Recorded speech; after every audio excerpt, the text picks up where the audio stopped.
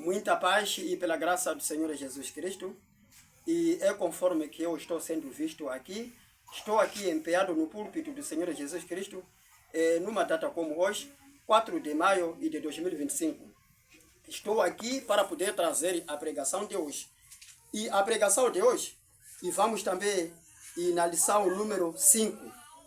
E a lição número 5 está vindo assim: Jesus Cristo é o Filho de Deus. Mas hoje vamos estar na lição número 5 e a linha 6.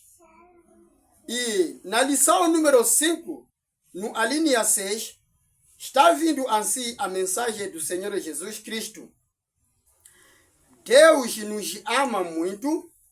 Jesus morreu para tirar os nossos pecados e ressuscitou para nos dar um lugar no céu. 6. Quem quer em Jesus recebe bênção.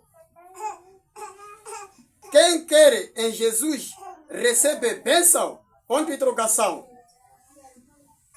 Quem quer em Jesus Cristo recebe estas bênçãos: expiação, justificação e santificação. A linha 7. O que é expiação? A resposta está vindo assim: expiação é um castigo pelos pecados praticados. Jesus foi castigado com a morte na cruz para pagar os nossos pecados. Mas, nesta leitura, esta mensagem havemos encontrar no Hebreus, capítulo 9, e versículos 22.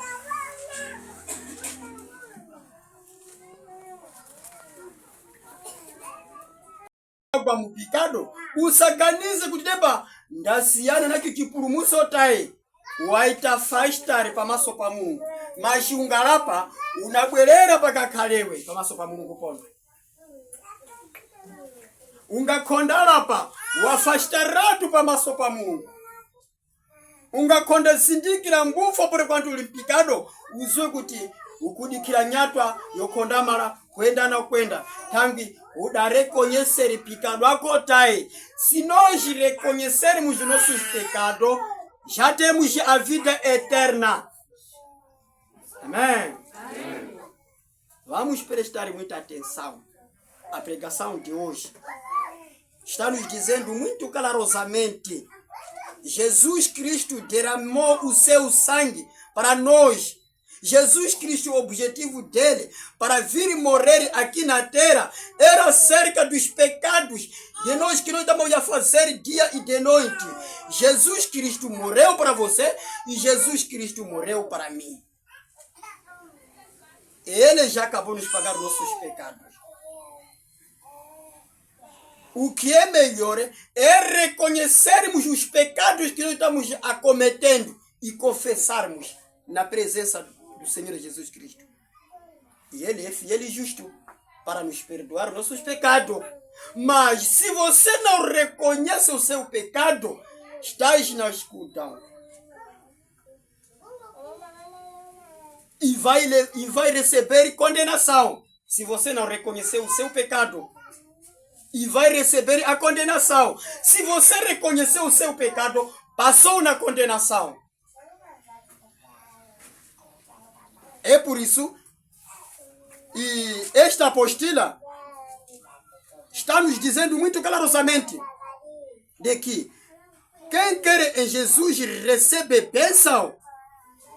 Ponto de interrogação. Anamfuna mambo Jesu koda satambira daliso. Anatowera Jesu kodi anasatambira madaliso antundua nchi. Anatowera Jesu na masiku na masikati Ndawacho nsene mbarusa manja mwa Jesu kodi anasatambira bênção ya tundua nchi. É uma pergunta. Amém? Mas a resposta está vindo assim: Quem quem crê em Jesus Cristo recebe estas bênçãos. Aqui anafuna mambo Yesu anazatambira mabênção ngati yawa. Funa amensionari hapa. Funa atome kukaronga bênção kana bênção.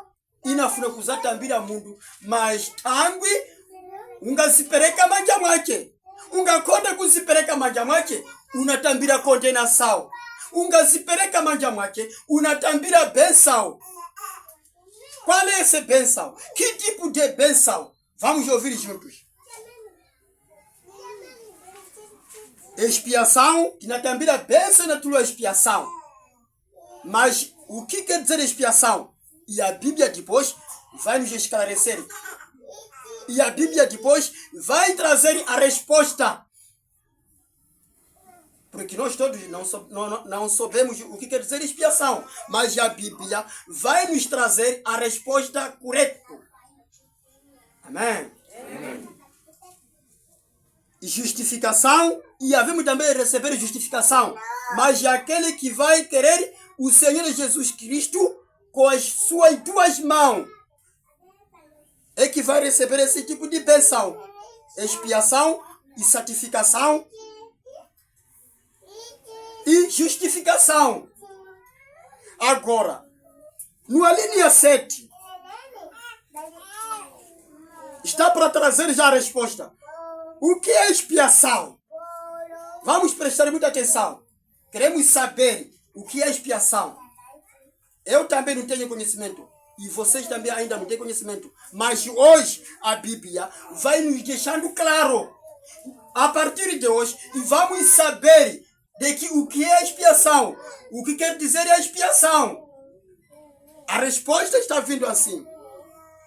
Expiação é o castigo pelos pecados praticados. Jesus foi castigado com a morte na cruz para pagar os nossos pecados. Jina longo expiação de nyatwa ya mapikado. Tangu mapikado asakule mambo Yesu akanasabaya kuzamalisa mapikado atu.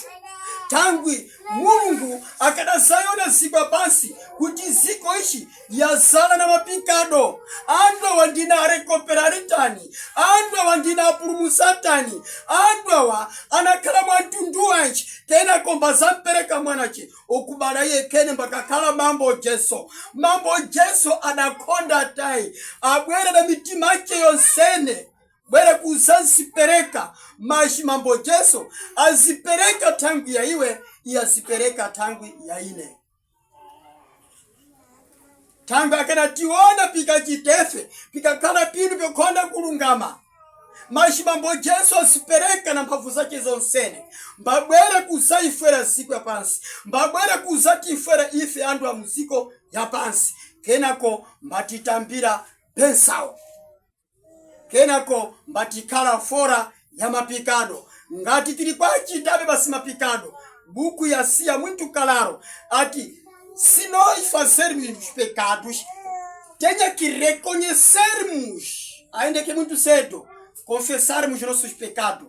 E no 1 João 1, e versículos 9, a resposta está aí mesmo, de que quem confessa próprio seus pecados que cada qual comete, o Senhor Jesus Cristo irá te perdoar todos os pecados que vocês cometeu. Basta, em primeiro lugar, confessar os seus pecados que você cometeu. Entregar-lhe nas mãos de Deus os seus pecados que vocês cometeu. Mas o Senhor Jesus Cristo irá te perdoar todos os seus pecados que você lhe entregou. E será, capítulo 9 e versículo 22.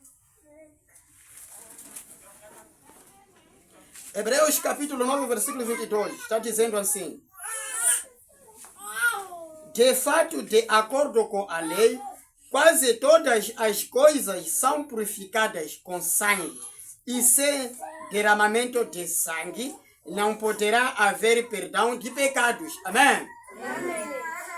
E Hebreus 9, e versículo 22, ele kulongerato ati Yesu Kristu tangu yapita tifwere pasiko na pasi pyonsene pyamara kucheneswa. Yesu Kristu pita tifwere pasiko na pasi pyonsene pyamara kucheneswa.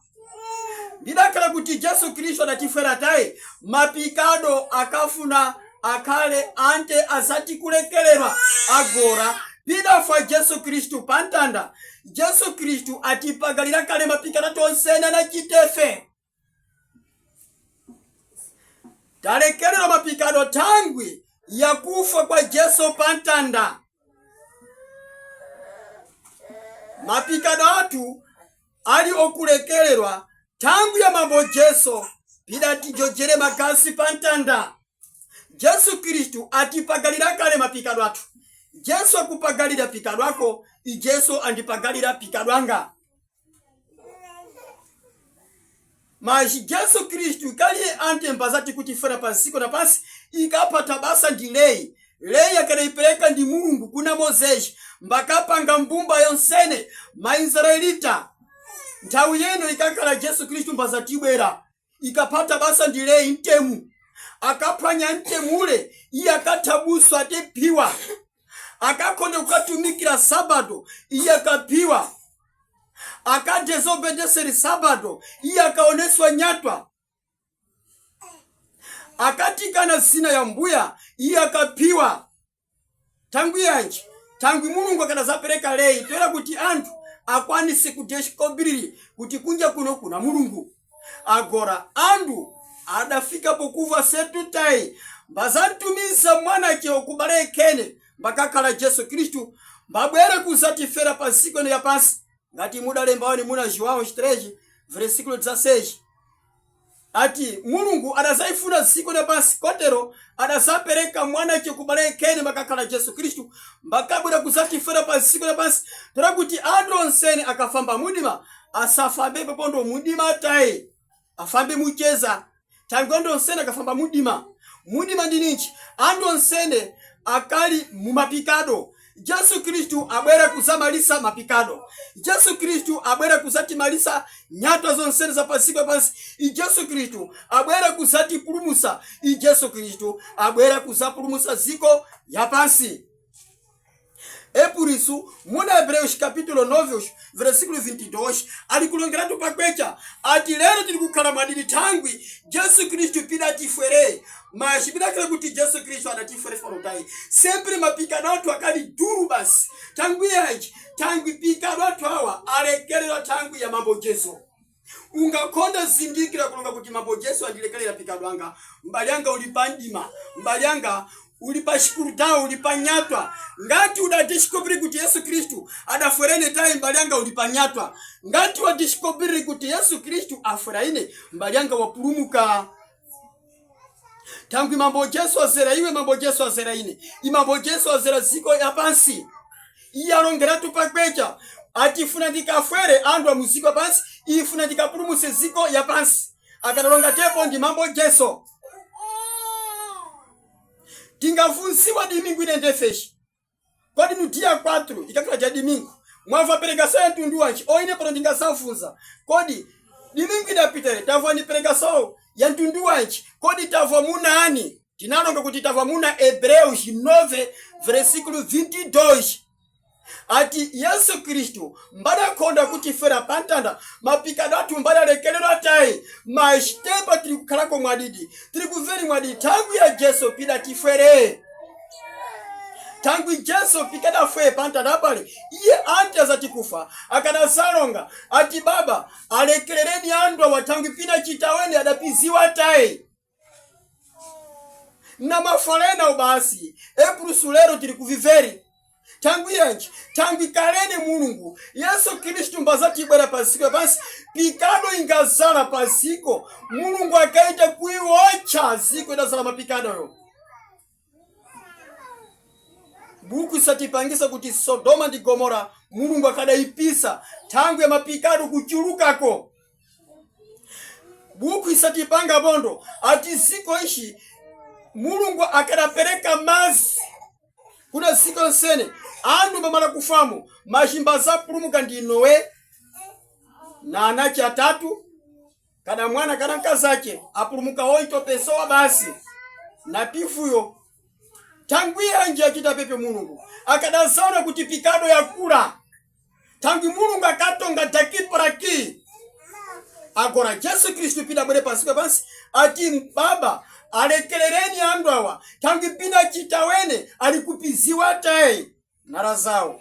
Lero ndachita pikado mangwana podi rependere bandilapa pikado angare Mulungu alibukonzeka kulekelera tangi muna 1 João 1 versículo 9 ati se confessarmos os nossos pecados, ele é fiel e justo para nos perdoar nossos pecados. Tingalapa makimwatu pamaso pa Mulungu iye ngokukonzeka kokulekera chimo ina liyonse idachitewe, mas ungaimostrare pamaso pa Mulungu pikado akoyo pikado asalekelelwa chinafunika maningi ngwilapa pikado ere conforme ngati moda chitewe pamaso pa Mulungu, Mulungu anakulekelera. Amen. Amen. Ndipiadidi maningi, mas quando nós não reconhecermos, estamos mal. Se eu não reconheço os meus pecados, estou mal. Se tu não reconheces os seus pecados, estás mal. Vamos nós todos reconhecermos os nossos pecados. O que quer dizer reconhecer? Que kumbukire mapikado atu que apereke pa masopa Jehova. Ngosayamba kutilekelea tanguye ngwansisi kupilingana ndonsene pasikula pansi tanguye tikomera ntima atipasa mwana chikubale kene Jesu babule kuzatifira pasikula pansi byonsene byebyo ndi tangu ya sisi za Mulungu.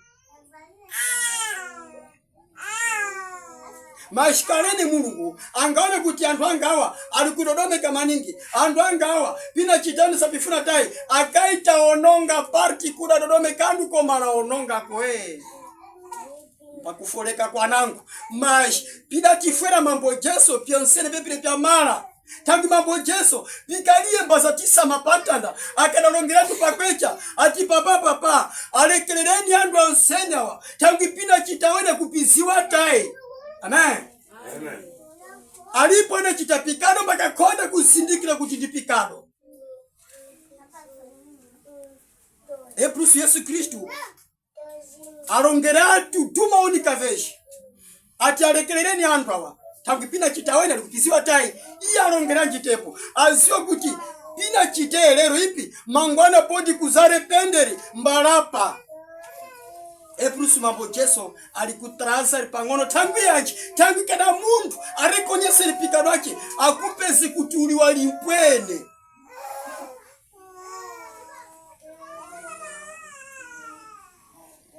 Vamos todos deixar os nossos pecados.